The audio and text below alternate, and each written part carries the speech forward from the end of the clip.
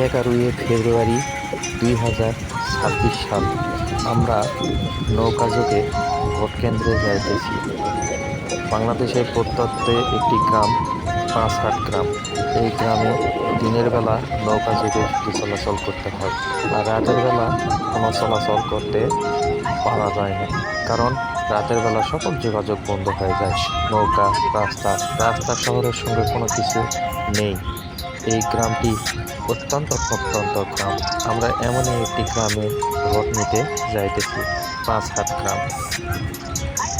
বাংলাদেশ যে অপরূপ সুন্দর এবং বৈচিত্র্যময়, তা এই ভোট কেন্দ্রে যেয়ে আমরা বুঝতে পেরেছি। এই গ্রামে অনেক মানুষ বসবাস করে। পয়রার ভোট কেন্দ্রে যাত্রীরা এখানে নামে যাবে।